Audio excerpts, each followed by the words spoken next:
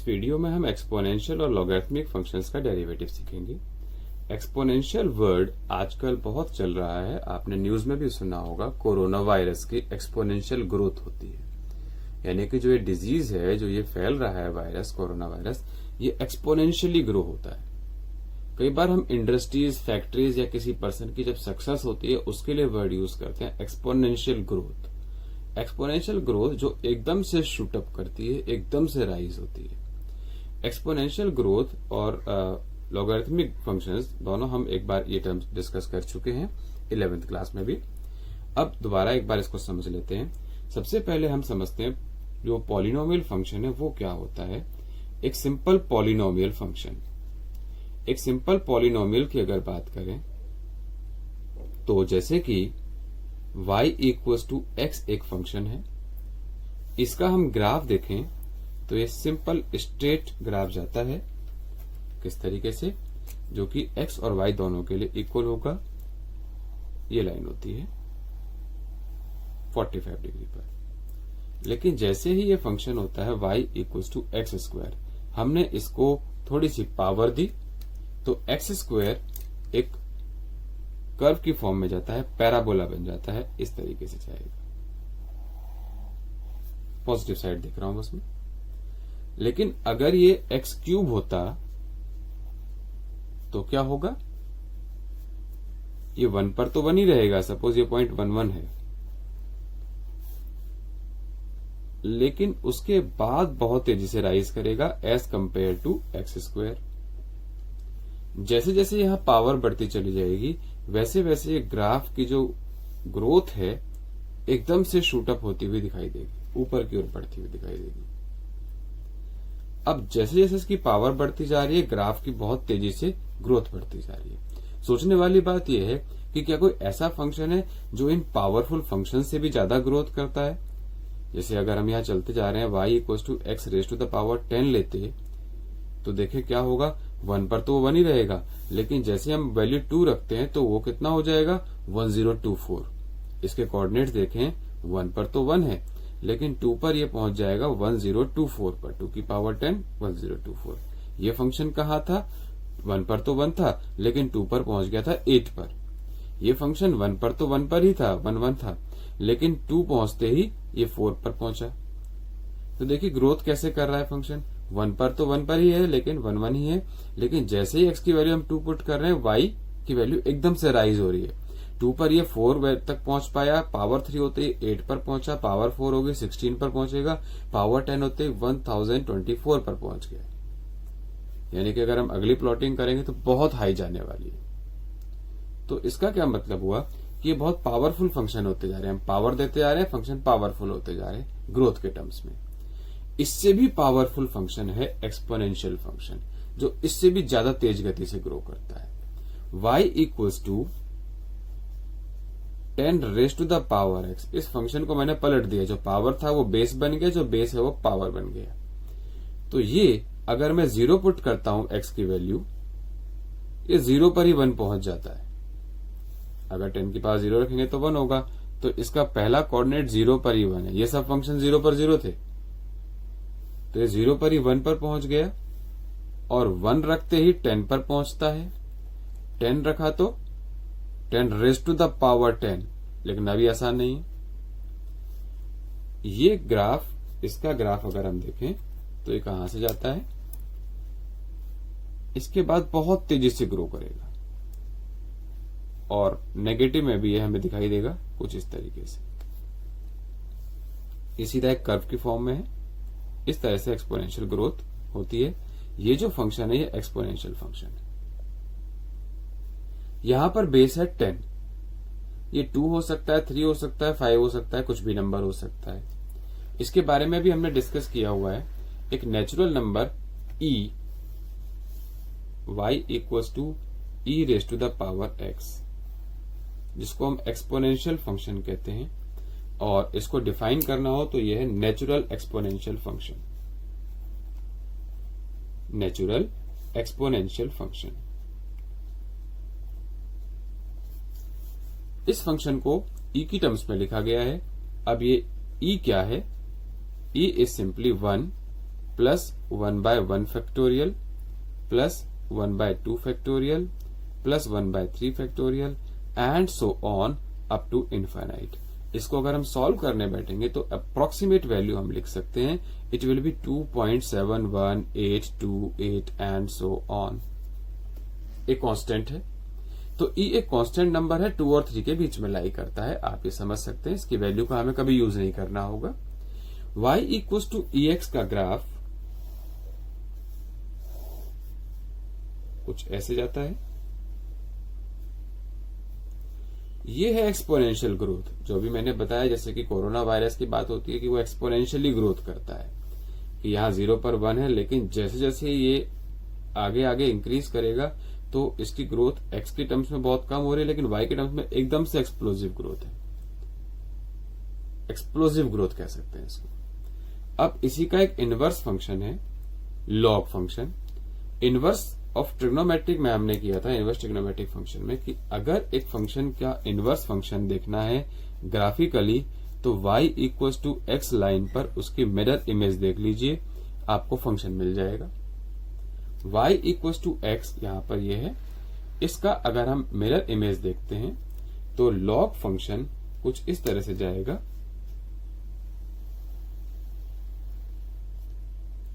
तो ये हुआ लॉग फंक्शन, नेचुरल लॉग कह सकते हैं, बेस इसका ई मान के चल रहे हैं।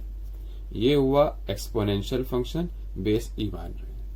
दोनों एक दूसरे के मिरर इमेज है। मिरर हमने कहां रखा है, y इक्वल टू x पर। ये इसका एक कंसेप्ट हुआ।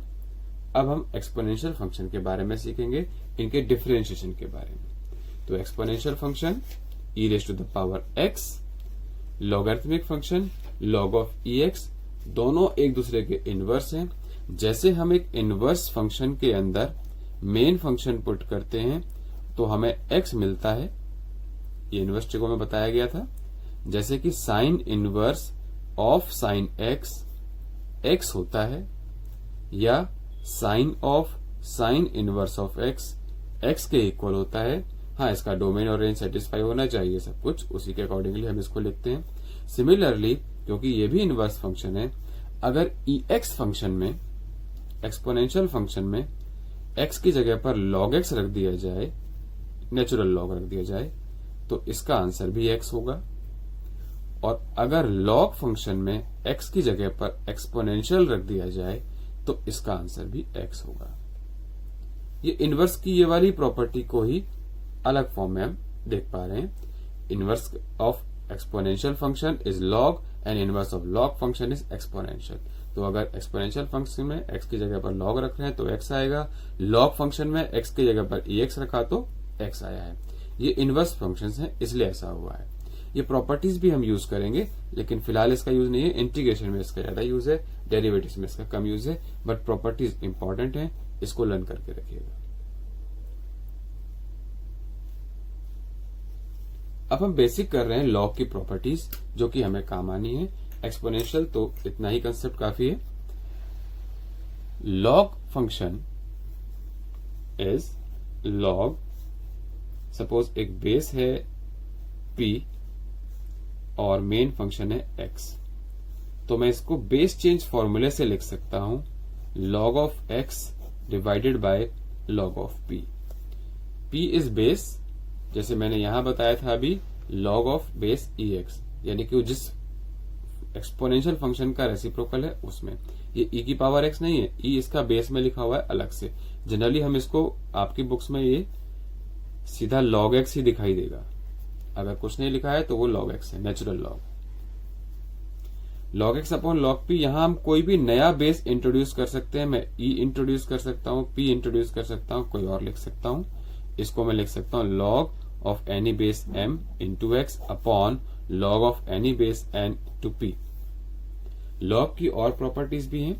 अगर log में दो फंक्शंस मल्टीप्लाई में है, m इंटू n, बेस है सपोज p, तो ये हो जाता है log बेस p पर ही m plus log base p पर ही n फंक्शन। सिमिलरली, अगर ये पावर में होता log m raise to the power n p base पर, तो ये पावर जो है वो आगे आ जाती है log p ऑफ m, ये हो जाएगा। और एक डिवीजन के लिए भी है, अगर log बेस p पर m डिवाइड बाय n है तो हम इसको लिख सकते हैं log m minus log n, दोनों का बेस p है। ये प्रॉपर्टीज हम यूज करेंगे लॉगरिथमिक फंक्शंस में, लॉग का जब डेरिवेटिव करेंगे। बेसिक्स आपको याद रखना है, ये बेस चेंज फॉर्मूला है। प्रोडक्ट को हम एडिशन में कर सकते हैं, पावर को हम मल्टीप्लिकेशन में ला सकते हैं और डिवीजन को हम सब्ट्रैक्शन में ला सकते हैं, इसे याद रखना है। और ये भी याद रखना है कि एक्सपोनेंशियल और लॉग फंक्शन एक दूसरे के इनवर्स हैं। अगर हम एक्सपोनेंशियल में लॉग को पुट करेंगे तो आइडेंटिटी मिलेगा, यानी कि एक्स मिलता है। लॉग में एक्सपोनेंशियल को पुट किया तो आइडेंटिटी मिलता है, यानी कि एक्स मिलता है। और एक्स और लॉग एक्स एक दूसरे के मिरर इमेज है, यानी कि इनवर्स फंक्शन है। अब हम डेरिवेटिव्स ऑफ एक्सपोनेंशियल फंक्शंस और लॉगरिथमिक फंक्शन सीखेंगे। Exponential function d by d x of exponential function e x natural logarithmic function is same e x. E x का डेरिवेटिव ई एक्स ही होता है।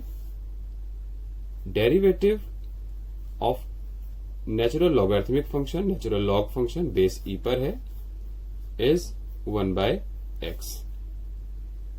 तो अगर बेस ई है, log x का derivative 1 by x, natural function है exponential function e x, तो वो ई एक्स ही होगा। लेकिन अगर ये बेस चेंज होता है डी बाय डी एक्स, अगर यहां पर है सपोज ए कोई नंबर है, कांस्टेंट है, raise to the power x, तो इसका डेरिवेटिव होगा ए एक्स इंटू लॉग ए।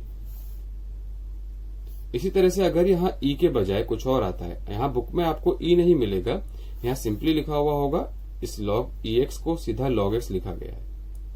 वैसे साइंस वाले स्टूडेंट, साइंस में इसको ln x लिखा जाता है। ln x मतलब natural log of x। Natural log of x जिसको हम इस फॉर्म में लिख रहे हैं, बेस कुछ नहीं लिखा है तो हम इसको e ले रहे हैं। आइडियली ln x लिखना चाहिए, लेकिन आपके एनसीईआरटी में नेचुरल लॉग को इस फॉर्म में लिखा गया है, तो हम लॉग ऑफ x अगर कोई भी बेस नहीं दिया हुआ है तो हम मान के चलेंगे वो नेचुरल लॉग है। यहां कुछ भी नहीं लिखा है तो वो नेचुरल लॉग। एक्सपोनेंशियल फंक्शन का derivative exponential function, natural log function का derivative 1 by x, e x का डेरिवेटिव ई एक्स रहता है। बट अगर नेचुरल एक्सपोनेंशियल फंक्शन नहीं है, a raise to the power x है, तो इसका डेरिवेटिव होगा a raise to the power x into log a. अब कुछ एग्जांपल्स लेते हैं।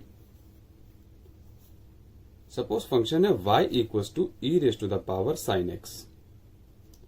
अगर e raise to the power x होता तो डायरेक्ट डेरिवेटिव होता ex, same as it is. यहां डेरिवेटिव हो जाएगा dy by d x. e raise to the power x exponential का तो एक्सपोनेंशियल ही रहता है, लेकिन यहां पर x के प्लेस पर साइन x आ गया है, तो चेन रूल से करेंगे इंटू साइन x का डेरिवेटिव कॉस x। इसी तरह से अगर ये होता a raise to the power x का कोई example like 2 raise to the power sine x. A कोई कांस्टेंट है तो यहां पर ये 2 हो गया है। D y by d x formula use करते हैं, ए एक्स का तो ए एक्स ही रहना चाहिए, यानी कि 2 sine x as it is into log 2, क्योंकि वो भी आना ही चाहिए, और इंटू अब हम साइन एक्स का डेरिवेटिव करेंगे कॉस एक्स। तो ये लॉग 2 यहां आया क्योंकि 2 था। अगर यहां 3 होता तो लॉग 3 आता, अगर यहां 10 होता तो लॉग 10 आता। अगर यहां पर e है तो लॉग e आना चाहिए था, यस लॉग e आया, लेकिन लॉग e बेस e पर होता है 1। तो ये आप ध्यान रखें कि ये कोई दो नए अलग अलग फॉर्मूले नहीं है। यहां भी लॉग e है, जैसे यहां लॉग a है, लेकिन लॉग e 1 होता है, ये वैल्यू भी आप याद रखेंगे। तो इसीलिए ये ex डायरेक्ट लिखा जाता है, यहां log e नहीं लिखते हैं, क्योंकि log e की वैल्यू होती है 1। अब आगे, अगर ये लॉगरिथमिक फंक्शन होता, कोई एग्जांपल ले रहा हूं मैं, y equals to log of sine x.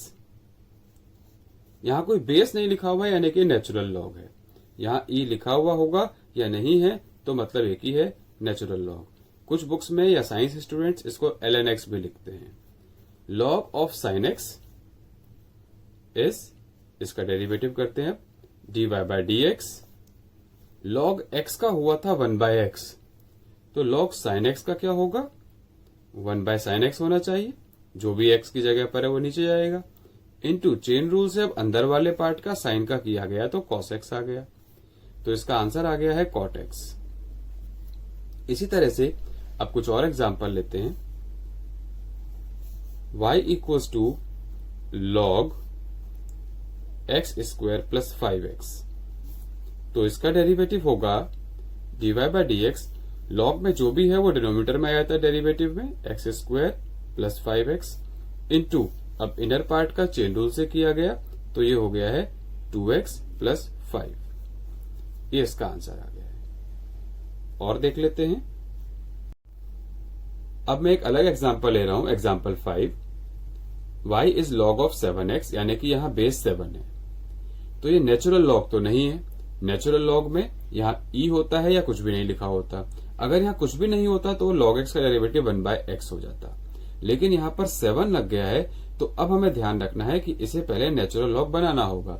Log में हमारे पास सिर्फ एक ही फॉर्मूला है नेचुरल लॉग का।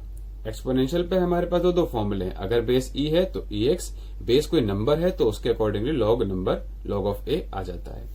अगर लॉग में बेस अलग आ गया, 7 आ गया जैसे कि, तो अब हम इसको पहले बेस चेंज फॉर्मूला से चेंज करेंगे। बेस चेंज फॉर्मूला आपको बताया गया था, log of p of x can be expressed as log x divided by log p with any new base. ये बेस e हो सकता है, m हो सकता है। हमने जानबूझकर इसको e रखा है। क्यों रखा है? क्योंकि e का फॉर्मूला हमारे पास है, e बेस पर अगर log है तो हम उसको डिफरेंशिएट कर सकते हैं। इसे कहते हैं बेस चेंज फॉर्मूला। इससे हमने क्वेश्चन को डिफरेंशिएबल फॉर्म में कर दिया। log e7, e क्या है? कांस्टेंट है 2.71, ये भी कांस्टेंट है, ये पूरा का पूरा कांस्टेंट आ गया। कांस्टेंट के लिए हम क्वोशिएंट टूल नहीं लगाएंगे। क्वोशिएंट अगर मल्टीप्लाई या डिवाइड में, मल्टीप्लाई में होता है तो प्रोडक्ट टूल नहीं लगता, डिवाइड में होता है तो क्वोशिएंट टूल नहीं लगता। तो log ऑफ ex को हम करेंगे, फंक्शन सिर्फ ये है, ये पूरा कांस्टेंट है। अब हम इसका अगर डिफरेंशिएशन करते हैं तो dy by dx equals to, denominator में कांस्टेंट है एज इट इज रहेगा, मल्टीप्लाई में कांस्टेंट होता तो भी एज इट इज रहता। 1/log e7 को एज इट इज रखा, log ऑफ ex का डेरिवेटिव 1/x होता है, तो ये सीधा आ गया 1/x इंटू log e7, या log 7 लिख सकते हैं क्योंकि हम बेस e को रिप्रेजेंट नहीं करते हैं। तो ये फॉर्मूला आपकी बुक में नहीं है, बट आप यूज कर सकते हैं। अगर कोई और बेस दिया हुआ है a, सपोज यहां पर a होता, अगर ये होता y equals to log base ax, ये नेचुरल लॉग नहीं है, तो इसका डेरिवेटिव क्या होगा? 1/x into log a। ये एक अलग फॉर्मूला हमने डेराइव कर दिया है। इसके एक या दो क्वेश्चंस आपके यहां बुक में होंगे, इसे आप यूज कर सकते हैं। अब हम कुछ और क्वेश्चन कर लेते हैं, एक्सपोनेंशियल और लॉग के ही प्रॉपर्टीज पर बेस्ड।